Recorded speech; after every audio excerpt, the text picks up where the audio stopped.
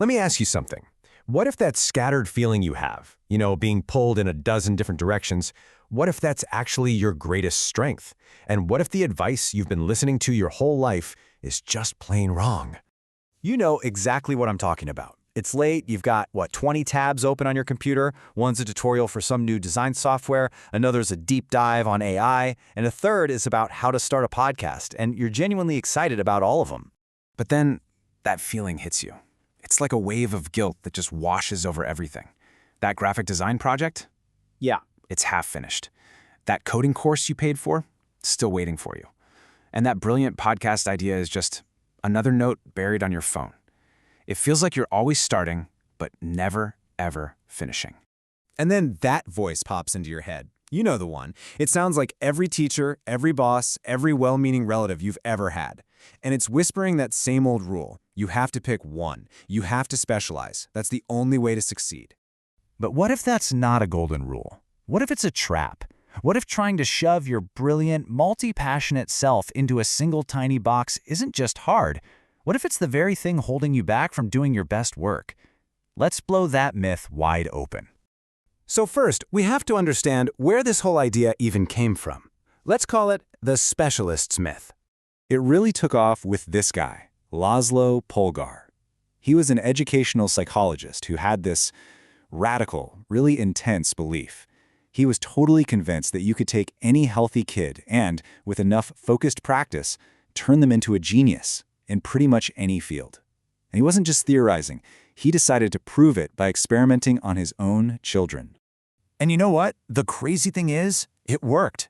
His daughter, Susan Polgar, started grueling chess training before she was even 4. By the time she was 12, she was the under-16 world champion. And in her early 20s, she became the first woman in history to earn the title of Grand Master. Her sisters, Sophia and Judith, had similarly insane levels of success. They were the poster children for hyper-specialization. The Polgar sisters are the absolute textbook definition of what we call an I-shaped learner. The master of one. And for a long time, especially in the industrial era, that was the winning formula. It was simple. Pick a thing, do it a million times, get really good at it, and get paid. But the world isn't that simple anymore. And in this new world we're in, there's a different kind of person who has a huge, almost unfair advantage. Let's talk about the M-shaped advantage. Okay, so before we jump to the M, there was an evolution. People started talking about the T-shaped learner.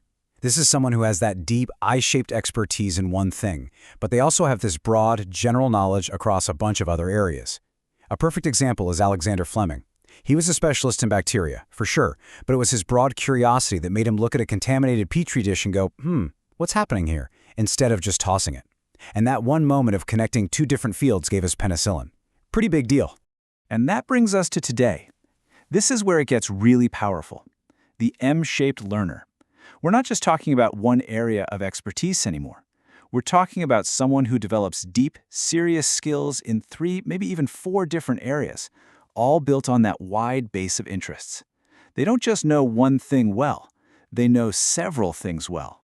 So what does this actually mean for you? The one who's juggling a day job with a coding side project and a dream of starting a podcast? It means you have a massive advantage. It means you can build an app for your podcast that's not just functional, but also beautifully designed and cleverly marketed, because you've connected those 3 different skill sets. You're not just a coder or a designer or a marketer. No, you're this unique creative force who sees the whole picture and can actually make it happen. And in a world that changes overnight, that adaptability, that is a genuine superpower.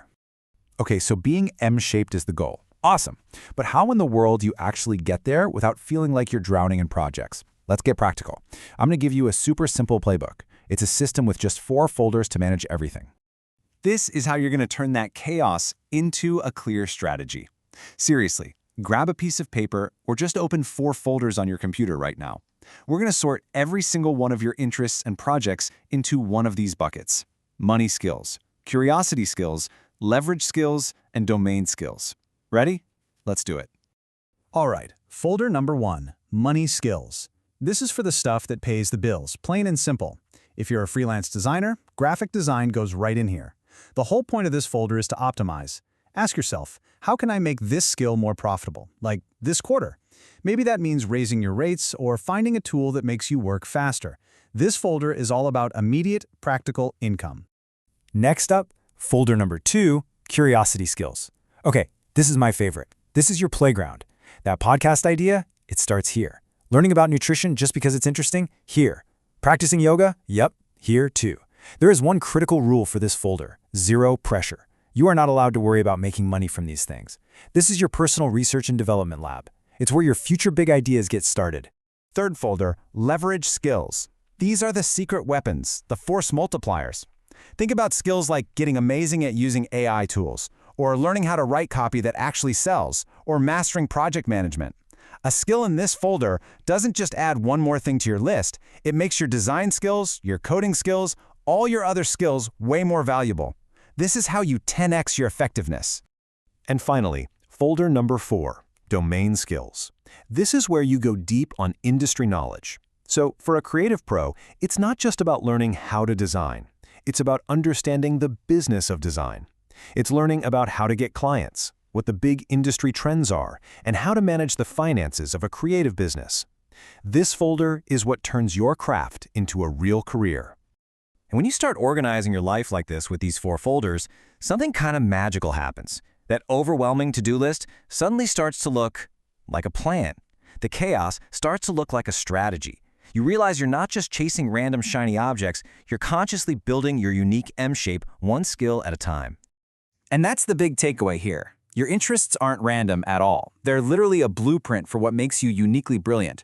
So stop trying to shut them down. Start connecting them. So there it is. The myth of the specialist is dead. We are now in the era of the M-shaped professional. You've got the model, you've got the 4-folder playbook to make it happen. The only question left is, what amazing thing are you going to build with it?